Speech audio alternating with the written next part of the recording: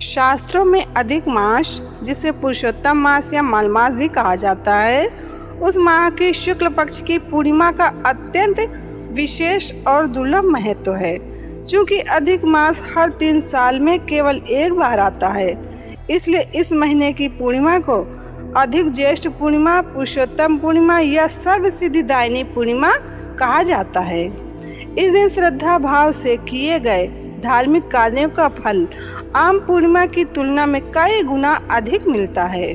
तो ज्येष्ठ पुरुषोत्तम मास की पूर्णिमा 30 मई शनिवार को दोपहर 11:57 पर लग जाएगी, जो कि 31 मई रविवार को दोपहर 2:14 तक है।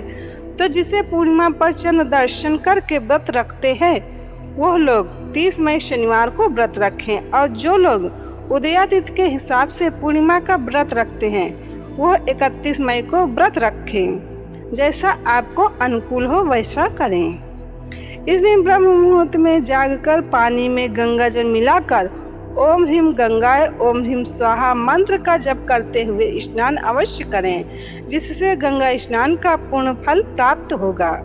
संध्या काल में घर के मंदिर में, तुलसी के पास और मुख्य द्वार पर घी का दीपक अवश्य जलाएं। इस दिन भगवान पुरुषोत्तम को तुलसी दल अर्पित करना 1000 अश्वमेध यज्ञ के समान पुण्य फल प्राप्त होता है।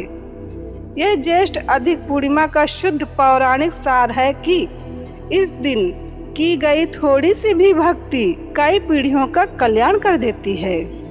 पद्म पुराण और स्कंद पुराण के अनुसार इस पूर्णिमा पर श्री हरि और माता लक्ष्मी जी की संयुक्त पूजा करने से जीवन के सभी आर्थिक कष्ट दूर होते हैं और घर में सुख समृद्धि का वास होता है। शास्त्रों में उल्लेख मिलता है कि पुरुषोत्तम पूर्णिमा के दिन किया गया जप, तप और पवित्र नदियों में स्नान कई बड़े यज्ञों को करने के समान पुण्य प्रदान करता है। यह दिन मनुष्य को जाने अनजाने में हुए पापों से मुक्ति दिलाकर मोक्ष की ओर अग्रसर करता है। इस दिन किए गए दान का फल कभी समाप्त नहीं होता है, अक्षय पुण्य फल प्राप्त होता है। नारद पुराण में वर्णन है, इस पुरुषोत्तम मास की पूर्णिमा के दिन किया गया एक दिन का उपवास और दान मनुष्य को मृत्यु के बाद मिलने वाले अंधकूप जैसे कष्टदायक नरकों से बचाता है और उसके 7 जन्मों के पापों का शमन होता है। शाम को चंद्रमा के उदित होने पर जल में दूध, चीनी, चावल डालकर ओम सोमाय नमः मंत्र का जप करते हुए अर्घ दें। यह दिन पूरी तरह से हरि स्मरण का है। किसी की निंदा न करें, मन को शांत रखें और सात्विक भाव से भगवान नाम का कीर्तन करते रहें। ये अधिक ज्येष्ठ मास पूर्णिमा के दिन की गई थोड़ी सी भी भक्ति कई पीढ़ियों का कल्याण कर देती है।